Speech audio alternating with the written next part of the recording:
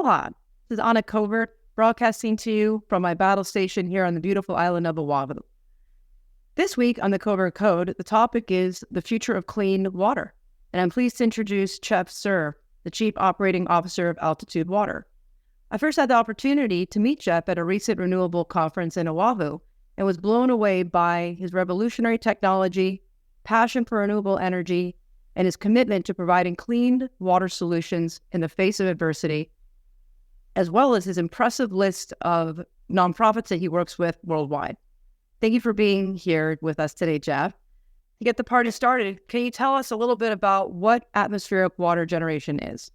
Sure, absolutely. I will start with that. But number one, I want to say an aloha to you as well. It's good to see you again, and just so impressive everything with your book and everything that's happened with Forbes and being one of the featured of the International Women's Day. I thought that was awesome, and it was your passion and everything that with renewable energy that really struck me, and I'm glad we were able to sit down and talk. So let me talk about water then. Our atmospheric water generators make pure drinking water from the humidity in the air.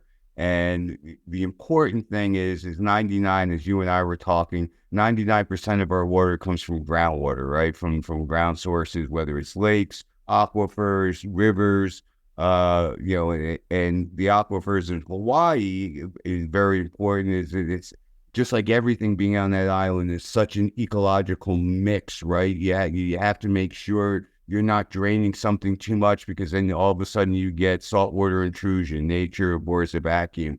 So what makes our product so unique is that we're tapping into the atmosphere. So the U.S. Geological Society says that there's 3.8 quadrillion gallons of water in the atmosphere. I like to say that's the one number that's higher than our national debt in Times Square. But there's a lot of water in our atmosphere, and especially, your beautiful island. I get up and walk in the morning, and you just see the mist over the mountains. So that mist we can turn into the purest water, because even though that mist is coming from the ocean, when water goes from a liquid form to a gas form, nothing adheres to it. So the salt's left behind, you have this mist, and then we put it from a gas form to a liquid form. It's how you distill water, none of the chemicals. So we're starting, what I like to say is, with all those filters they're trying to take out of the groundwater is never in our water. Wow. That's so exciting. So what markets do you currently serve, and what do you think is the greatest potential in the future for penetration? Well, I really believe, obviously anyone that wants to secure their water source. I mean, water has been, it's written a story for us in the news. I mean, 10 years ago, I used to warn people and say that there are microplastics in bottled water. And everyone said, oh, you're a fear monger. You're trying to sell your... Well, now, just this month, Cornell, Rutgers University, NIH, all came out with studies.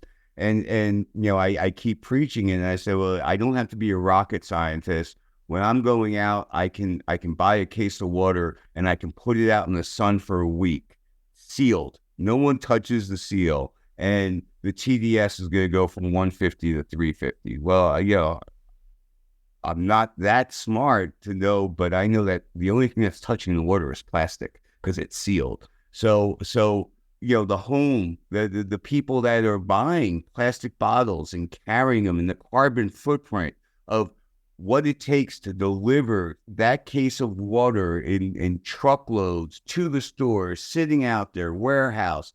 Now you have to pick it up, bring it home in your car, when you can just take one of our machines and put it on your lovely balcony, and you're making 7 to 12 gallons of pure drinking water a day. You could share it with your neighbors. You could be the pure water, hero of the condos or of the area.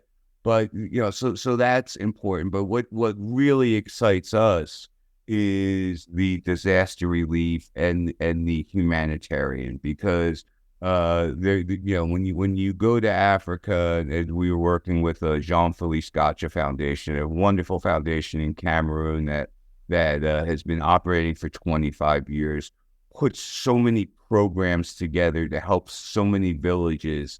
And one of the kids looked at us and said, are you going to be like the German company who drilled a well and then the stuff didn't work and left it, and now we just have a hole in the ground?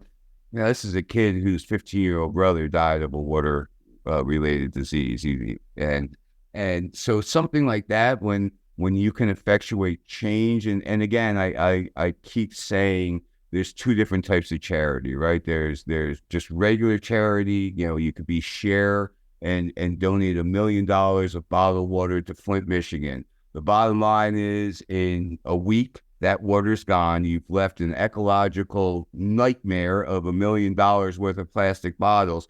But she gets in the news. She now goes on her tour, and gets more tickets sold because, and again, in that immediate need, I'm not saying that she shouldn't have done that, but if you want to effectuate change, and one of the things in working with World Vision and footprintproject.org and Mind Army, if you want to effectuate change, if you have a theory of change, you can't just fill the physical. You have to fill the spiritual and the mental, and give them skills, help them with electrical, plumbing, HVAC, all the things, alternate energy, how our machines hook up to solar. I mean, Hawaii in this recovery could really be the poster child for what should be done when a disaster happens, because 92% of your PVs are hooked up to battery storage. You guys get it.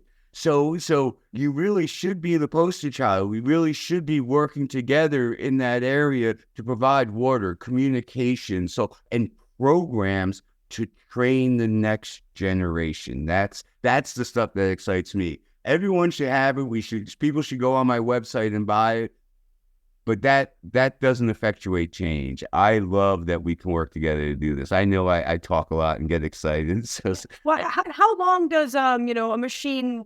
What's the lifespan of a machine? We talk in solar about 25 years at least, 30 years hopefully with best technology. What is the shelf life of your machine? Michelle, well, we've proven. I mean, we have machines that we manufactured 14 years ago. Broward Bolt, who's one of our suppliers, our first run 14 years ago, still has our atmospheric water generator working. Amy Grant's had. So it's basically it's not rocket science. We have compressors. It's the life of the compressor, which will be, anywhere between 13 and 15, 16 years. Now, you will need, just like solar, there are certain things that have a certain life that are easy to replace. You're going to need to replace pumps. Every 3 years, it's just because we can't buy a pump that lasts 10 years. They're just not available. So you could only put so many gallons through a pump. So usually the pumps are about 3 years. It's $100 to change it out. So it's, but the life of our machines have been operating for 15 years. So, for an example, if in a disaster relief, if you ship one of our machines once, okay, it's 650 pounds. Okay, that's 75 gallons of bottled water that you can ship. You have to ship that every day. My machine's making 100 gallons every day without any of the shipping. So the math really works. And I think that education, again, it's like the microwave oven. Everyone was afraid, oh no, I'm radioactive. Sony did a great job. It's education, making it smaller, making it more affordable. And that's where we're at now after doing this for 14 years. That's really exciting. And so that compressor, that's that O2. I was watching the ozone video that you shared. Yeah. And that's what makes this unique. A little bit more about the third molecule of water. I thought that was really fascinating. It's unbelievable. So I think you and I are really in agreement that nature does everything really so perfect. We look at, especially you looking out at this beautiful island and living and operating there. It's not so bad for me in Fort Lauderdale either, but I have to say the only mountains we have are landfills. You guys have beautiful. But ozone is what protects our planet, right? If you remember all the way back, we had a hole in our ozone layer, and that was the climate change that we were all worried about, and we fixed that. So ozone is O3, and what makes ozone such a powerful water purifier is the third oxygen molecule is what's known as a radical. and it will detach and oxidize, basically put a hole in any virus, any bacteria. It's just, it's so powerful. I mean, even, any restoration with water flooding, they use it for air as well. But it is the most, the biggest growth of ozone has been in pools and spas recently, because no one wants to use chlorine. Again, it's a chemical. And, interestingly enough, when Europe came over here to the United States for the Olympics, they said, we won't swim in your chlorinated pools. You either change everything to ozone or we're not swimming. So, Wow. so they were forced to do that. Yeah, because it's natural. Okay, right? It's a natural gas. It's something, if you're in a lightning storm, which you guys have had a lot down there recently in Oahu, the weather has been rainy and stormy. But if electrical strike, it's just the electrical charge in oxygen, and that sweet smell is ozone. So the beautiful thing about it is it's natural. So I like to say we purify water with technology licensed from Mother Nature. And the other thing is after 20 minutes, it becomes oxygen O2. Okay, the third radical detaches and you're left with oxygen. So you look at our water and it almost looks carbonated, and it's not, CO2, it's oxygen. And so the only medical claim we make on that is it's going to go across your cell membranes easier, just the basis of osmosis. Again, the beautiful thing, and I love teaching kids, and that's one of the things that we were at Kula Elementary and stuff like that, is it's earth sciences, osmosis. If you have oxygen in water, it's going to cross the cell membrane easier. It's going to go from the higher concentration to the lower concentration. So that's the exciting part. A lot of people say, "Oh, you're making water from air. It's pure. It's too good to be true." It's really basic science. Where if you take the time like you did to talk to me, I wasn't a solar person at this renewable energy, but you took time to really be interested to see how all this works together. So I really appreciate that and your vision.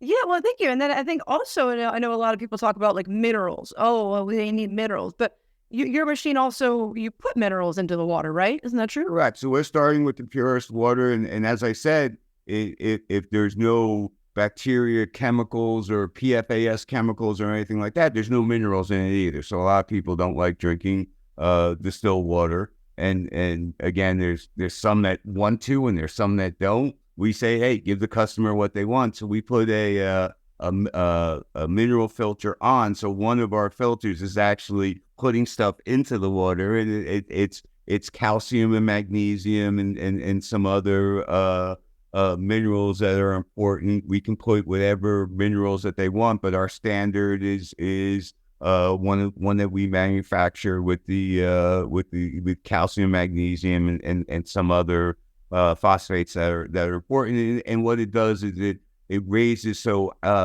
atmospheric water generation is an acidic water. It raises the pH, usually about 5.6 to a 6.2 for atmospheric water. So by us putting the mineral filters in, we raise it to about an 8.2 to an 8.5 alkaline water. So, and there are some, we deal with Hippocrates that they want to put their own minerals. They have, that their mixtures and stuff like that. So they don't want our mineral filter on. That's fine, but, we think it's important. That's our standard. We give the options on our website. And I love the mineral filters. I was just talking to the guys from New Use Energy and footprintproject.org. We just built a state-of-the-art disaster relief trailer. It just left last night, and we were doing a whole bunch of video. I think I talked to your associate about it, and they'd be sending it over to you. But he was like, your water's alive. You taste it, or you have it. Kids are so honest. They always choose our water, and I ask them, and the most common is, it just tastes fresher. And that's it, I think that's the best thing that we can say. That's really cute. And so, what is the vision? I mean, you've come so far. I know you make everything in America, not assembled, but manufacture, which is really important. What do you see the vision for the company in the next 5 years? I just wrote a blog, I try and write a blog and update everyone on our website, and I called it the perfect storm. And, the education and the partnerships that we have with solar and just, it's so energizing when you can see that you're working with people that have that same energy to help other people. I mean, our new use energy partners, the CEO, Paul, he's Ukrainian, and he worked with some of the nonprofits that we're working with before we even knew of it. And you see doctors saying, I wouldn't have been able to help all these babies if I didn't have new uses products. And again, I think that it's scary to think about how the growth can be if you can educate the right people and show that these technologies together give you such sustainability and resiliency. Everyone talks about sustainability, but as you know, going through the disasters, resiliency is the most important thing, because I'll say it all the time. We're dealing with, it's not a fossil fuel that's going to burn, and it's going to burn, and how much energy. We have to have sun. We have to have humidity. We have to have all these different things. I always like to say that, the great philosopher Mike Tyson, everyone has a plan until they get punched in the face, right? Well, if you're in a disaster, there's going to be one time or two times that you're going to be punched in the face. And how are you going to overcome that? So resiliency, sustainable is great, but resiliency means that you're going to get back up and you're going to fix it, and you're going to use the assets that you have with the people around you, and you're going to make it work. So I think that as this matures, because people call up, well, I want to run this and I want to run that on solar, and I do it. Well, where do you live? How much sun do you, it's not as easy. We all want to get rid of fossil fuels, but realize you need an education in. You have to read. You can't just plug it into a grid. There are variables, and there's testing. I was dealing with the engineer from New Use. He's totally off grid. And he said, everything works perfectly now, but it took me 20 years of adjusting. I had cold nights, so it's a learning process, and anything that's worthwhile takes an effort, right? And no one just gave you what you built and to be a published author and everything. It took effort and it took time. No one gave you anything. And it's the same thing. You were resilient. We talk about sustainability, but let's talk about resiliency. Let's talk about, and so the team that's around you is so important. I think you can recognize that and see that as well with all the conferences you go to, all the people you interview, and what you write in your book about, marketing and how you don't know about it and the things you have to learn. You're educating people all the time. And doing it in a way that makes it easy for people to have access to. I mean, I said to you, I'm like, I don't, clicks and all of this. It's so easy for someone to get over on me because I'm building a company. I don't have time to do all of these things, but you break it down and you do a great job educating on that. So the resiliency of building a company takes all sorts of partners and someone like you. So, thank you so much for doing that and educating people on really what's important on that. And I do. I think. Thank you for that. And I think it's very similar.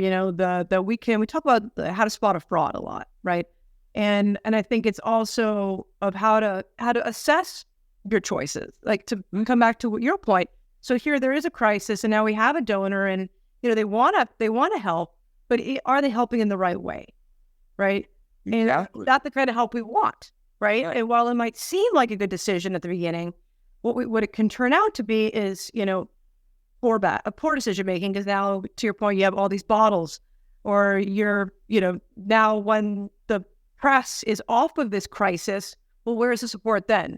Exactly. People forget. People have a very short memory. I mean, some of the frustration of me, I mean, we're an atmospheric water generating company, but when there's a need, I'm sitting there delivering filters. And I actually had someone go, we don't want you to do that. You're doing I'm like, hold on, these people need water.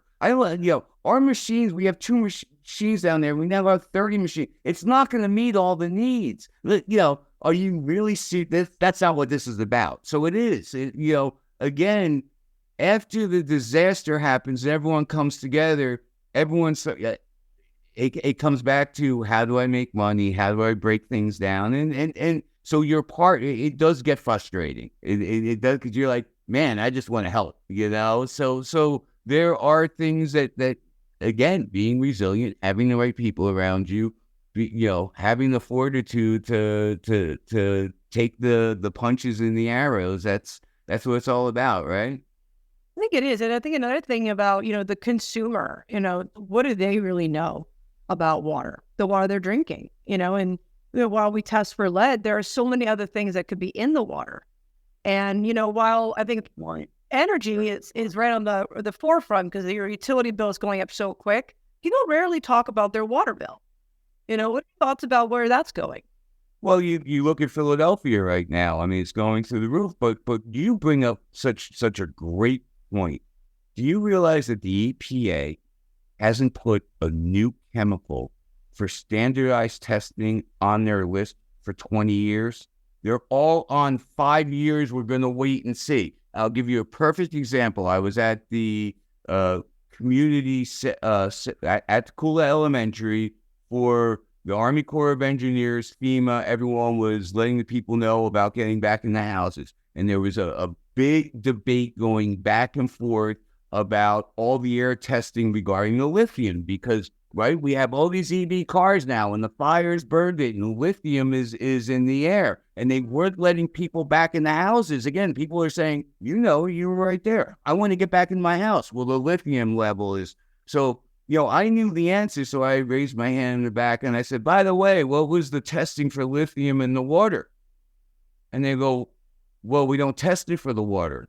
And I go, why not? And they go, well, it's the EPA's responsibility. It's not on the standard list, so we don't have a structured testing. So I go, so it's in the air, it burned. But of course, all this stuff is going down into your aquifer, but you're not testing for lithium, right? So you're letting people go back in and not knowing how much lithium is in the water that you're drinking. And so, but it's fascinating too, because I know, I did some work for a water company here years ago, and we learned that in Oahu, it takes about 8 years for rain to come from the top and then go through the volcanic and then go into the aquifer. And then on the Big Island, I think it took 10 years. So what is the impact then? I mean, will it filter out when it goes through the volcanic? No, I mean, probably not. Not lithium. I mean, no. Lithium doesn't go. It's like the PFAS chemicals. They're forever chemicals. We focus on something that we know, lead. And lead is horrible because once that's your body, it never leaves. I mean, we saw that in Flint. But again, you can focus on one thing and ignore all the others. I mean, the fact that lithium was not even tested, and all those EVs burned in that fire. Again, they say, hey, the water's okay to drink. We don't have the lead. We don't have the 22 chemicals that the EPA gave us testing for, but what about the 72 that are, I think it's the UCA5 or something like that. And they just keep renewing it. They keep kicking the can down the road because it's going to take a lot of money. If you notify that you can't have this high a level, it's going to take a lot of money from the government. And like you said, water's been free. When I grew up, I drank out of a water hose, but now we realize all the stuff that's happening, and we've spent no money reinvesting in our municipal infrastructure, and that's the scary part. And so you ask where we're going to be in 5 years when you're tapping from the atmosphere, you're having the purest water. It really, you can shower and everything else in the other, but when you're putting it, when it goes down your throat and into that body, you should be concerned about what you have, and you can't rely on government to tell you that it's safe. We have enough examples of that with Flint, and just what I just said here. Well, we didn't test for it. So hold on, it's in the air. You're not letting people back in because it's in the air. What about the water? We don't have a testing level, so we don't test for it. It's such a false sense of security. I have a question for you. So can we run out of water? can we run out of? I mean, I know it's a great question. What your podcast that like there's a same amount of waters in the on the earth. We have the same amount as when the earth was formed. Right. Can we run out of safe drinking water? If you keep polluting that stuff, eventually, nature does a great job. Again, I started this whole interview with this, that nature does an incredible job of purifying itself. So even though all this bad stuff happens and when it goes up, it becomes purified. But, humans mess it up. So we're not going to run out of water. You look at the oceans, look at, the planet is 72% water, right? So the main question is, will we dilute and pollute that to a level that we don't have safe drinking water that we can put in our body based upon the number of people? I mean, go to Africa. They may have some water. It's water and sanitation are the issues. So their water has been contaminated over centuries. They don't have enough water. They should, but again, if you ignore it and you kick the can down the road, that's what happens. Right. So what do you think is the biggest challenge facing the adoption of this new technology? Education. And usually the things that must be overcome with a disruptive technology, right? I mean, the money didn't go into solar and the stuff didn't happen because why? You had these big conglomerate companies that made tons of money on fossil fuels, okay? My company is dealing with the Nestle's of the world who say, the CEO says it's not a human right to have pure water. We'll provide it for you. They go in and they drain the aquifers, but promising jobs and drain it for no money, okay, which forces the municipality to, again, have increased cost. And it's 0.00009 cents for 1,000 gallons of water, okay? And they're selling a liter for $2, and none of that money is going back to help the people that don't want to buy bottled water. So, we fight the Nestle's, the Cokes, the Pepsis. So any disruptive technology, you ask the question, you've seen it. You've gone through it. You guys had to fight fossil fuels. It was until, with solar, it was until a person made a cool car that wasn't about a electric car. It was about the battery and the storage. And then anything in the IRA, the IRA, or is there any like tax credit incentive that, or is there any, now that's we're trying. I mean, so call your senator, call your congressman. There is $5.8 billion that right now is being released to the states from the Build Back Better program. Okay, $5.8 billion. It's being released from the federal governments to the states.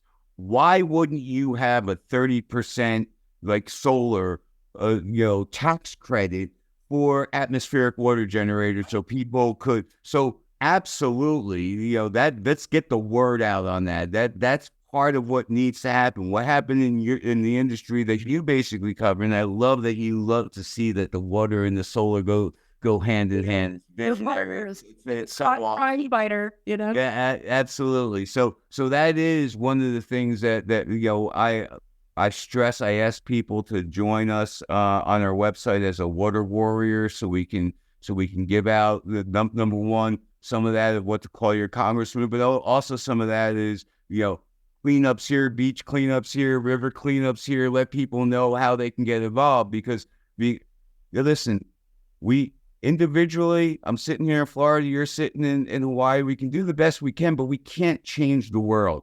But what we can do is change our community around us. And when that has legs and that bears fruit, that grows to change the world. So let's not focus on all of that. Let's focus about our community.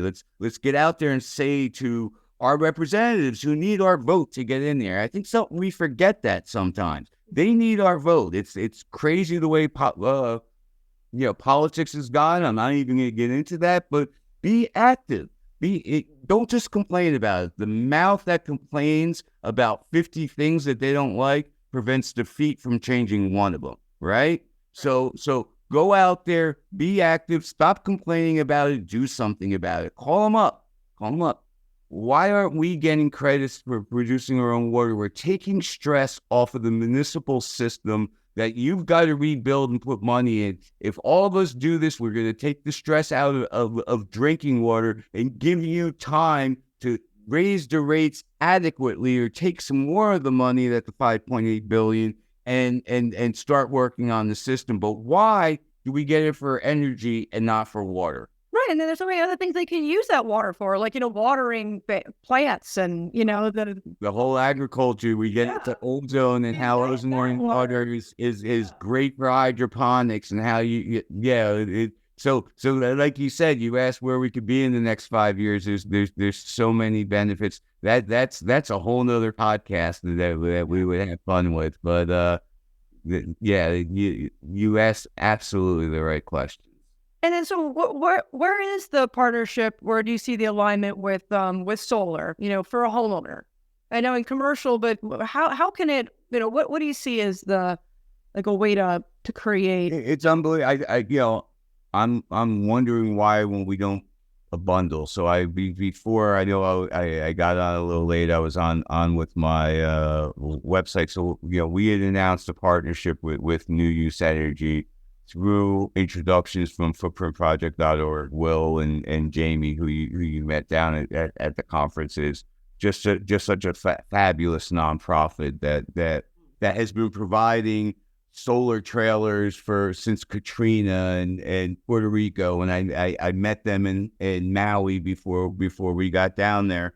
And why not bundling these things? So we just became that. We've already done 2 installations with people who own our T12s or our home and office unit that said, this makes sense. Let's couple this together. And it's growing, and then building this trailer where 10 hours based on the storage, we can run our T100 that can make 186 gallons in a 24-hour period, and then have the solar on the roof and the wings, and then solar tents, so people, when they're getting the water, are covered with solar, and that's feeding during the day. So at night we can run it without any sunlight. So we were taping on it, and I'm looking around, and I'm like, wow, it all comes together. And again, when you have like-minded people, that sure, we have to make money in order to do what we do. I can't fly to Hawaii and say, well, hold on, I'm going to help, so I don't have to pay for my ticket, right?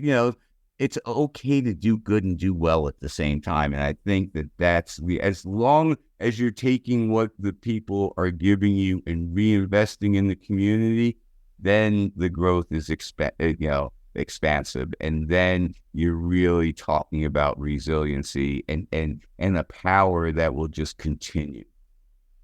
Yeah, I agree. It's very, very exciting. So this is just a kind of one question that I like to ask everyone that's a little off topic is, it's really, about, have you experienced personally any digital fraud? And do you have any tips for the viewers on how to pick a partner? I mean, the best thing was your education on it. I mean, I after you learned about my technology at this conference, and at the, I was basically crying and whining to you. It's just like, it's so hard. It really is. I mean, because, we're running and focusing on our product, and we know we got to get the message out there. And is it clicks people can promise you clicks, but they can have, 3,000 people that are sitting there clicking it that are never interested in buying it. Lots, right? We're interested in people who really are interested in our product. I mean, Right. So have I experienced it? Absolutely. It's one of the things that I loved about your book, that you break things down and say, if they're promising you this, look at it. These are the areas these are the lines, because let's face it, they use the same lines because it's worked on people. Okay. So So the fact that you actually wrote something and broke it down to say, watch out for this, that's important. So yeah, I mean, any emerging growth disrupting technology company that says that they haven't is embarrassed to admit it. But, it's just like, how many people have gone to an auto mechanic and know that they pay too much or something? Look, we all don't know how to fix our car. We're busy. You're busy marketing. I'm busy doing atmospheric water generators. And there are people out there, the internet is a great thing, but can you be used for horrible things? It's the same thing in each industry. You have good players and you have bad players. You have greenwashers. You have people who really care about resiliency and sustainability. So I give you a lot of credit from taking time away from building your business and to educate people with what you did with your book. So that's awesome. And it's why I always enjoy talking with you. Wow. Thank you so much, Jeff, for being on today. To learn more about Altitude Water, please visit altdwater.com. And to connect with Jeff, you can visit him on LinkedIn. Additional content will be provided on the Covert Code, including a podcast with Nancy Perlman that Jeff recently did, as well as some other educational materials. We'll see you next week on the Covert Code.